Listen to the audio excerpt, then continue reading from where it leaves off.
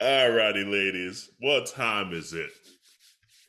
Ask your auntie.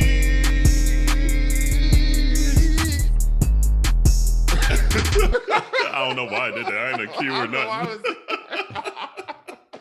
I saw you moving. I was like, I had to move too. So right. That's how we do. Let's see here. All right, here we go. It says, aunties, I don't have a small penis, but it's not very big. And Wait, stop. What a way to start a question. That's a bar of a first line. Aunties, ... I don't have a small penis, comma, but it's not very big, and I periodically feel inadequate, embarrassed, worthless, undesirable, invisible, etc. Because it often seems like black men, especially black tops, are reduced to walking BBCs and have no value beyond that. I try to build my confidence and self-esteem in lots of other areas, but some days the internalized idea that big dick and big black dick is the most important thing, and it gets me down. I don't have any other gay black top friends to vocalize my thoughts around this shame. Any advice on how to deal with this is appreciated.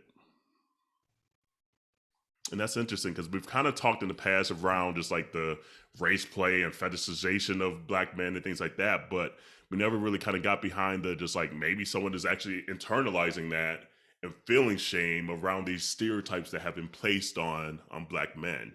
Yeah, I do feel like this probably goes above and beyond just size phobia or size shame. I do feel like this and I may be reading too much into this, but I think that there might be a little bit more of just accepting oneself for who that individual is at play here, because and take it from Auntie Chardonnay, she's a little long in the tooth, and we all have gone through some element of not liking something about ourselves and then using some kind of stereotype that's framed as a standard, right? But measuring ourselves up against a stereotype. No pun and play in that word. No, I wasn't. No, measuring ourselves.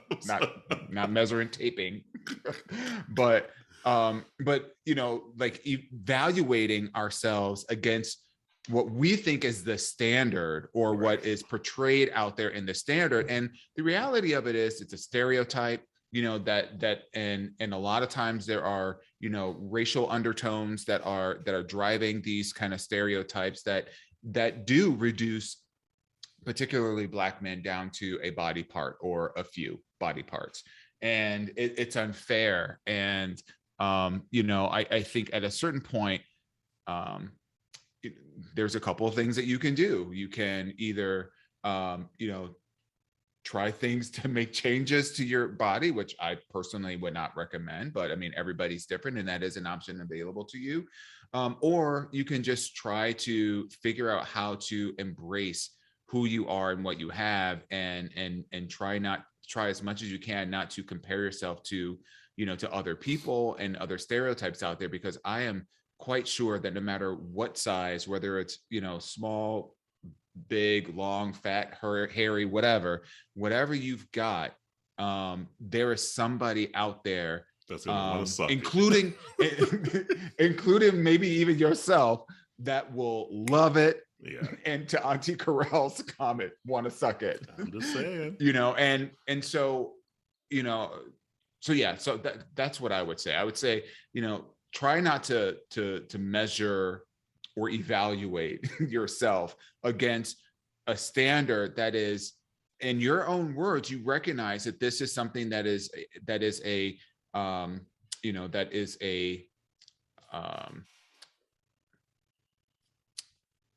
a stereotype. It's a negative, potentially negative stereotype that diminishes the humanity of a person down to an appendage And that determines their value and worth within a certain community, because usually the only time we see BBCs is usually when it's WWWs. Look, So you say that again. You're right. You're So, right. And it's white. Yeah, especially on something you can't, like, you literally have no no choice. Like there's no control of it. Like, like it's so not something like, oh, I chose to do this. No, it's what you're born with. It is what it is, you know? And like you said, like you've been working on other aspects of your life and yourself. I think the body part is a huge piece you need to work on. And I don't know how to start that out and then things like that, whether it's therapy or just literally just loving on yourself, whatever it may be. But to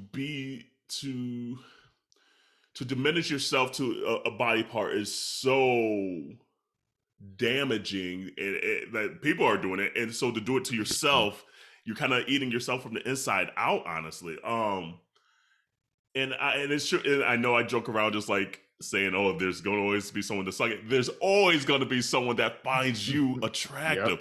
And the sexy thing, honestly, whatever size your body is, there's something cool when you cool with yourself that comes out that makes it so much sexier. That you're like, "Oh, this dude, he's cool with himself, and I'm liking this energy that he's giving, and it's giving me everything I need." For me to like want to hang with this person, be sexual with this human being, invite them, like marry them, whatever it may be. Like there's something, at least for me, that there's just this confidence that comes through of what rocking with what you got. And that, at least for me, and it's not to say that us as a gay community, we always joke about like the big dicks and the big butts and this and that. We all talk about it. And yes, I'm guilty of it too. But when it really comes down to it, at the end of the day, it's bigger than that, because to build a life with somebody, it ain't just gonna be just the size of the dick and the ass and the body type and all that. There's so much more to life.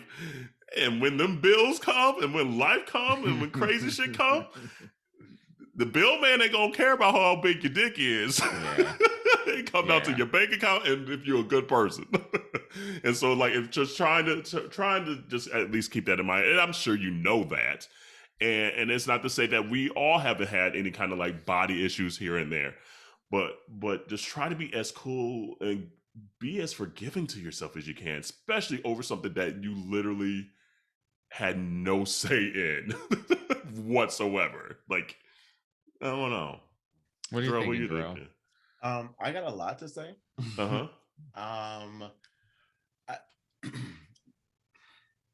One, I agree with all of you. Like, you know, it is, and I definitely think you have to kind of look inside yourself and find confidence in what you bring to the table, you know, and know that what you bring is worth it, you know.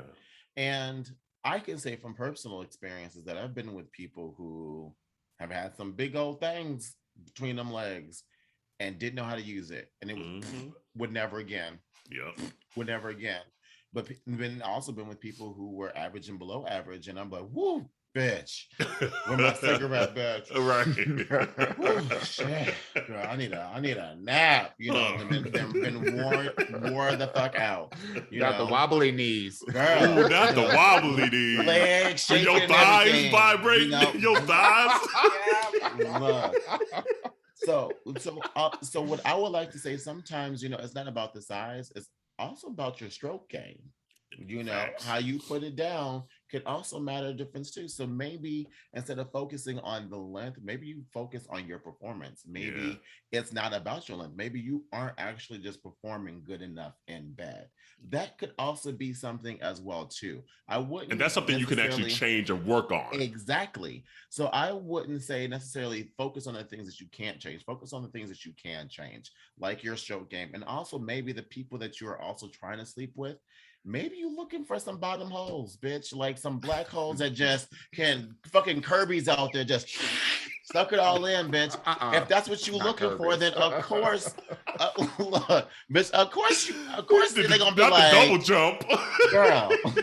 Of course you gonna need, you know, a foot long or something and then some, because bitch, she ain't got no walls. So, you know, maybe think about who you My also sugar who you walls. fallen into, you know, and that may make a difference as well too. So try not to get caught up in the stereotypes of what things need to be. Honestly, it's really that chemistry with the person goes a long ways. You know, now if you trying to just squeeze one out real quick, then focus on the stroke game. But chemistry, the person you're doing it with, and your stroke game can be a recipe of something beautiful. And then none of that has to be about the size of your penis. Yeah. Well said. I also just wanted to piggyback on all this. I think it's important to acknowledge that it's 100%. I'm sorry, it's 169 in my head. Is all the way. I know.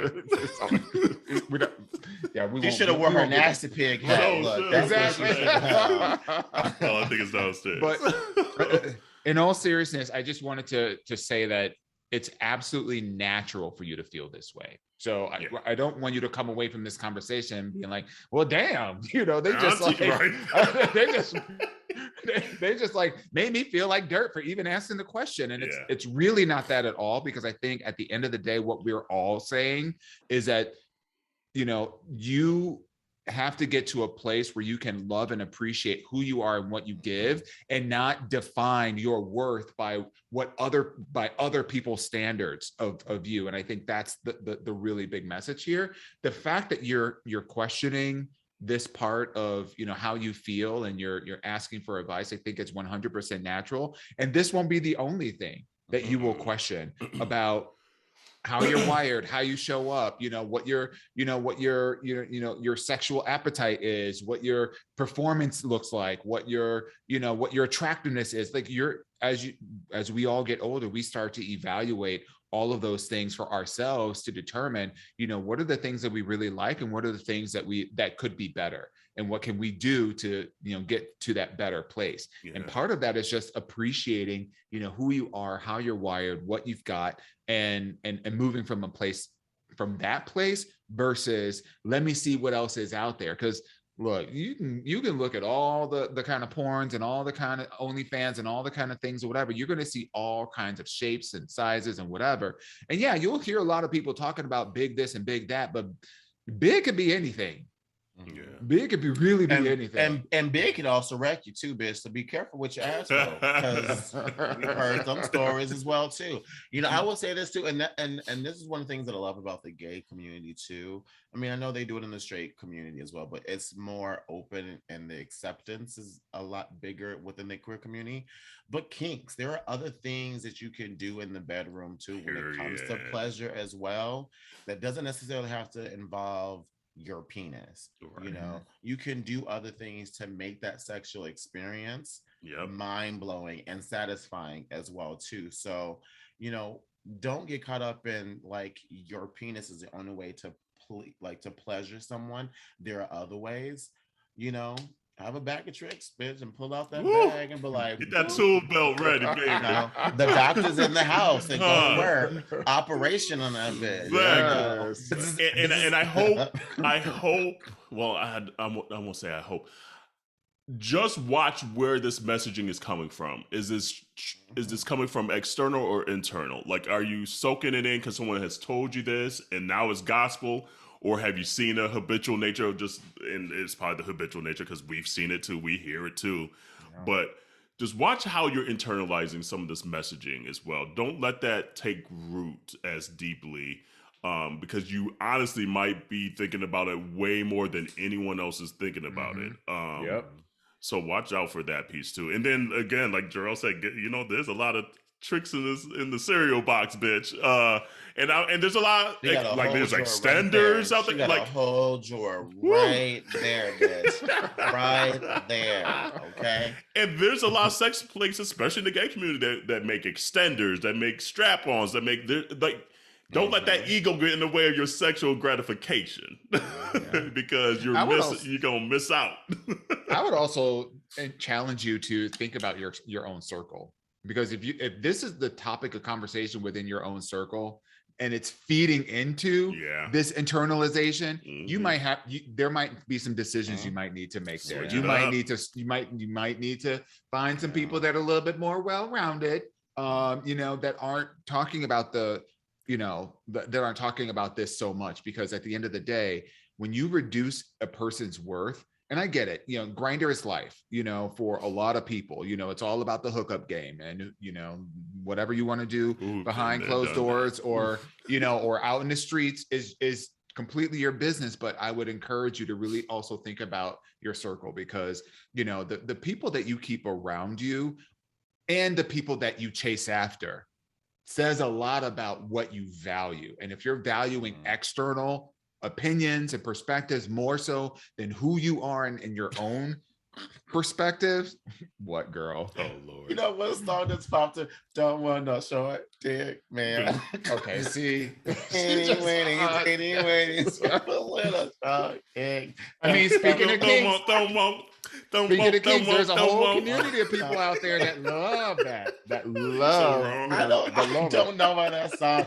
Love. And I would be like, that's me. Right, that's right. Love. And that's the thing, is like, we all have done it. We have all been part of adding to that. So it's like, so this question is so real, and we're all guilty of it. So I get it. And sometimes you're in the mood where you want something big and nasty and girthy, and you're like, what the fuck is this? Hit me in my face, bitch. Yes. But if you don't have that, work with what you got. And that's, I think, the message that we're saying is just like, be confident with what you have, and don't let those messages put you literally down to a stereotype, because you are, like you said, you're working on that. Your confidence, your self-esteem, and lots of other areas. Big that up too, because I guarantee you, when you feel good about yourself, that comes into your stroke game, that comes into how you carry yourself, and that is so much more sexy on a dude. Like, because way more sexy. Because when you see someone. That's just, let me tell you, y'all know this. Like, when you see somebody dancing, you see them hips moving, you be like, he know how to lay it down. To tear my back out. There's nothing good than when there's nothing better than seeing somebody like watching their hips, like, oh, bitch, you love. Plug it in, bitch. Exactly. Like, and honestly, these panties, honey. and honestly, and at that moment, you're not even thinking about the dick size. You're just like, I know he about to be good in bed. Yeah, and exactly. It's not about the dick size. It's just about, like, I know this boy knows he got a rhythm, and he just gonna be like tearing that. Honey.